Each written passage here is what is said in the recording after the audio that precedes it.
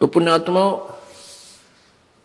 आपको परमात्मा अगर उचित समझेगा तो अवश्य संतान देगा, और ऐसी प्यारी संतान देगा कि वो आपको दुखी नहीं करेगी।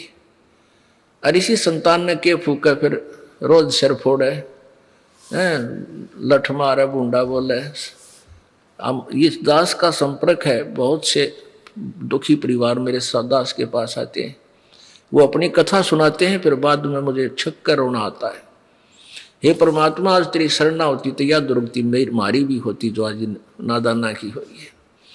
बालक पीटे हैं, धमकावे हैं, और फिर भी उनकी ममता छूटती नहीं, उन्हें हो जा मेरा बेटे के मेरी।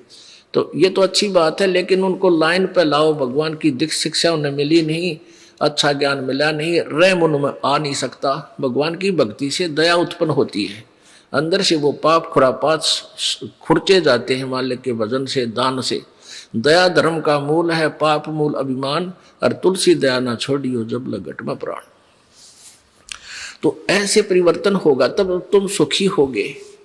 फिर भी परमात्मा अगर कोई लगा है, अर्ज करता है, धीरे धीरे उस परिवार को भी शरण में ले लेगा, पर दृढ़ता से लगा रहे। छोटी मोटी ठू ठा तो चलती ही रहती है। तो ऐसे हम परमात्मा यही बताना चाहते हैं कि मालिक एक, अब जैसे कहते हैं, कहावत है, कथा सुना करते हैं बालक में, बचपन में, एक बहन का बालक ना थे, और ये समाज इतना काल के दूतों द्वारा इतना भ्रमित कर दिया कि जिसका संतान नहीं उसका जीवन व्यर्थ है, न्यू मान रखे। और संत न्यू कहते हैं, उस जैसा सुखी पृथ्वी पर नहीं, जब वो नाम ले रहा होता है, बिना नाम वाला तो वो भी दुखी है, वो भी व्यर्थ है उसका जीवन। यदि सच्चे पूर्ण संत से उसके पास उपदेश है, उसके साथ सुखी पृथ्वी पर नहीं। अपनों के हैं बुढ़ापे में कोई सेवा करनी आ चाहिए, अरे परमात्मा की भक्ति करते रहे, इसी बीमारी ना हो तो सेवा की जरूरत पड़े तो चलते चलते हाथ में तेरा शरीर छूट गया, तो उन सेवादारों की भी डिमांड क्यों रखे बे, मतलब कौन तेरी सेवा करेगा इसे बूढ़े कलयुग में।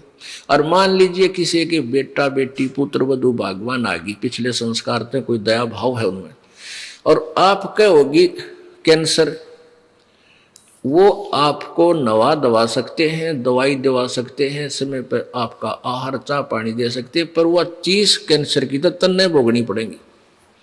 वो कैंसर की पीड़ा तन्ने किल की मारनी पड़ेगी, बेटा बेटी तरह कुछ नहीं सहारा कर सकते।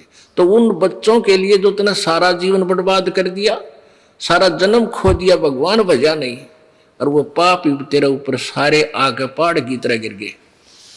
अब वो अच्छे बच्चे भी हैं, बताओ के सेवा करेंगे? तेरी अच्छी आत्मा होंगी, बैठ कर रो लेंगे अपने पिता के पास, माँ के पास, कि हमारे माता पिता बहुत दुखी, कैंसर होगी इनके।